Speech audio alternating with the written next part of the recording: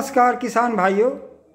आज मैं बनारस हिंदू यूनिवर्सिटी के केंद्रीय कार्यालय में प्रोफेसर रमेश चंद जी के ऑफिस में बैठा हुआ हूँ। प्रोफेसर रमेश चंद जी इसके पहले कृषि विज्ञान संस्थान बनारस हिंदू यूनिवर्सिटी के ये डायरेक्टर थे। इनका लंबा अनुभव है और इनके अंडर में बहुत सारे छात्रों ने रिसर्च करके आज विदेशों की सुविधा का शोभा बढ़ा रहे हैं और देश का गौरव भी बढ़ा रहे हैं। आज हम आपसे इस सवाल पर चर्चा चाहेंगे कि जो किसान हमारा अन्न पैदा कर रहा है और उसको खा करके जो तमाम जो वातावरण में विषाक्तता फैली हुई है कि ऐसे अन्न के उपज से बीमारियां फैल रही हैं, तो क्या ये किसान को बदनाम करने की साजिश है या और कुछ है? कुछ इस पर हम वार्ता चाहेंगे आदरणीय से। जी सर। हाँ मित्रों, आपको बहुत ज़्यादा अखबार में लेकर के और सोशल मीडिया पर एक बात लगातार कही जाती है कि हमारा अन्न विषाक्त हो चुका है और इससे बहुत तरह की बीमारियां और कैंसर हो रहा है।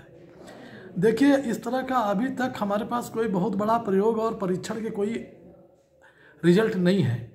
जहाँ तक कि खादों के प्रयोग की बात है, जो खास करके रासायनिक खादों का, पंतनगर में पिछले 50 सालों से एक परीक्षण चल रहा है और परीक्षण के रिजल्ट जो है बड़े उत्साहवर्धक हैं और उसमें यह निकल करके आया है कि उससे भूमि की उर्वरा शक्ति बढ़ी है, जीवांश बढ़ा है, उसमें रहने वाले सूक्ष्म जीवों की मात्रा बढ़ी है और जहाँ तक सस्टेनेबल और प्रोडक्शन की बात है वो भी इसमें बढ़ता हुआ नज़र आता है। अब रह गया कि अनाज में लोग, ऐसा एक मिथ है, लोगों के दिमाग में भ्रम है कि यूरिया डाला जाता है तो अनाज में आ जाता है, डाई डाला जाता है तो अनाज में आ जाता है। ऐसा कुछ नहीं है। हमेशा जो है कि यूरिया नाइट्रेट फार्म में पौधा लेता है या अमोनिकल फार्म में लेता है और वहाँ जा कर के फिर वो प्रोटीन के विभिन्न अवयवों में बदल जाता है, जिसको कि हम लोग खाते हैं।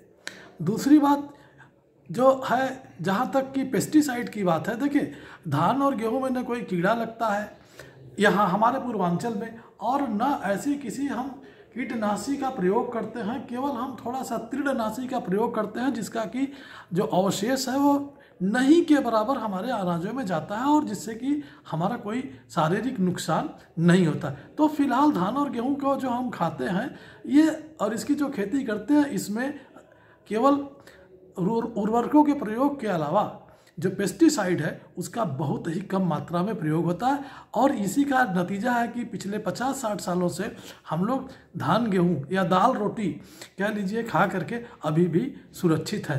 लेकिन जो बाद में बात चल रही है, जिसको मैं बार बार यह कहता हूं कि हम किसान जो उर्वरकों का प्रयोग करता है वो ज़मीन में करता है, उसका सीधा प्रयोग खाने में नहीं करता। वो लोगों के दिमाग में है कि वो अनाज में आता आ जाता है। लेकिन मेरा एक कहना है, आप सोचिए, आप शहर में या गांव में जहां पर भी आप सवेरे उठते हैं, कोलगेट से ब्रश करते हैं, कितना केमिकल गया।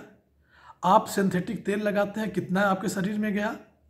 आप माउथ वॉश लेते हैं और फ्रेशनर लेते हैं, कितना गया। आप लोग सारे लोग कॉस्मेटिक यूज़ करते हैं, वो कितना गया। दाढ़ी लगाते हैं, दाढ़ी बनाते हैं, लोशन लगाते हैं, वो कितना गया।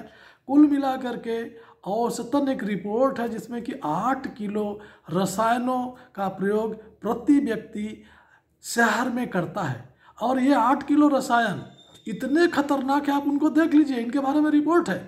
इससे कैंसर नहीं होगा तो और तमाम तरह की बीमारियां नहीं होंगी तो क्या होगा। लेकिन इसका दोष कहाँ जाता है? हर आदमी सिर्फ हमारे उन किसानों के ऊपर मढ़ देता है, आरोप लगाता है, जो आपको एक अच्छा अनाज, एक स्वस्थ अनाज के प्रति समर्पित है, प्रयास करता है। यह एक बदनाम करने की बहुत बड़ी साजिश है। इसके पीछे एक बहुत बड़ा षड्यंत्र है। षड्यंत्र यही है कि ये किसान इन सब को छोड़ देगा, ऑर्गेनिक खेती करेगा। ऑर्गेनिक खेती में जो लाइसेंस है, जो सर्टिफिकेशन है, बिचौलिए होंगे और ये उसका फ़ायदा लेंगे। न तो हमारे कंज्यूमर को कोई फ़ायदा मिलने वाला है, न तो हमारे किसान को कोई फ़ायदा मिलने वाला है। बिचौलिए लूट खाएंगे। ये पूरी की पूरी एक साजिश के तहत किसानों को बदनाम किया जा रहा है कि उर्वरकों के प्रयोग से हमारा अनाज दूषित हो रहा है और कैंसर हो रहा है, बीमारियां हो रही हैं। आप हमेशा उस 8 किलो के रसायनों का जो आप अपने 1 साल में प्रयोग करते हैं कभी उसकी बात नहीं करते हैं। क्यों? क्योंकि इन रसायनों को आपकी बड़ी बड़ी इंडस्ट्री बनाती है, विदेश की बड़ी बड़ी मल्टीनेशनल कंपनी बनाती है, और न आपको पता है टूथपेस्ट कौन बनाता है। कोलगेट बनाती है और बहुत बड़ी बड़ी कंपनियां जो है कि बनाती है। तेल कौन बनाता है? आप देखिए तेल को, केवल टाटा का कोकोनट का ऑयल छोड़ दीजिए तो ज़्यादातर जो सिंथेटिक तेल है। उसी तरह से आप दिन भर में, आप पूरे साल भर में 8 किलो रसायन का प्रयोग करते हैं जो आपके शरीर के लिए बहुत ही नुकसानदायक है। केवल किसान को बदनाम किया जा रहा है। बहुत बहुत धन्यवाद। बहुत